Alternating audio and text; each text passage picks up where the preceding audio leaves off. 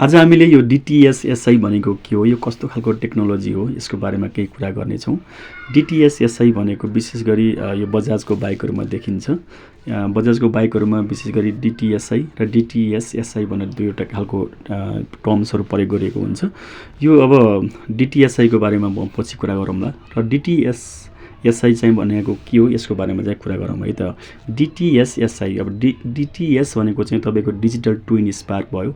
भन्नुको मतलब तपाईँको दुईवटा स्पार्क प्लग भयो यसमा है, एउटै सिलिन्डरमा दुईवटा स्पार्क प्लग लगाइएको भयो भने चाहिँ एसआई भनेको चाहिँ सोइल इन्डक्सन।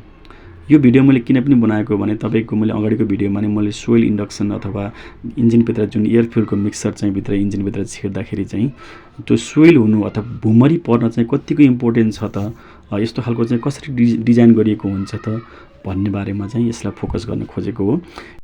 अब यस्तो खालको टर्म्स लेखेको छ भने त्यो बाइकको भित्रपट्टि चाहिँ अब कसरी भुमरी पारिरहेको छ त एयर फ्युलको मिक्सरलाई भन्ने कुरा चाहिँ हेरौँ है त।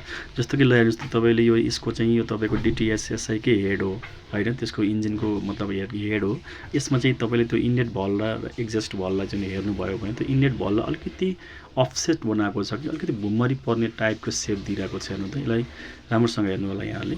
हो यस्तो खालको सेप दिएको छ जसले गर्दाखेरि अब के गर्छ भने त्यो भलबाट एयर र फ्युल चाहिँ भित्र छिर्दाखेरि चाहिँ के हुन्छ भने सर एउटा किसिमको भुमरी आउँछ कि एयर र फ्युलमा एउटा भुमरी आउँछ। हो यस्तो भुमरी आइदियो भने के हुन्छ, मैले अगाडि नै भनिसकेको थिएँ, एकदम एयर र फ्युल चाहिँ राम्रोसँग मिक्स हुन्छ। जब एयर र फ्युलको राम्रोसँग मिक्स हुन्छ नि तब त्यहाँ इन्जिन सिलिन्डरभित्र प्रवेश गरेको जुन एयर र फ्युलको जुन मिक्सर छ त्यो चाहिँ के हुने भयो, कम्प्लिटली बर्न हुने भयो अथवा पूर्ण रूपमा जल्ने भयो। जसले गर्दा के हुने भयो, इन्जिनको आउटपुट राम्रो हुने भयो र इन्जिनको इफिसियन्सी राम्रो हुने भयो र फाइनल्ली त्यसको माइलेज पनि राम्रो हुने भयो है त।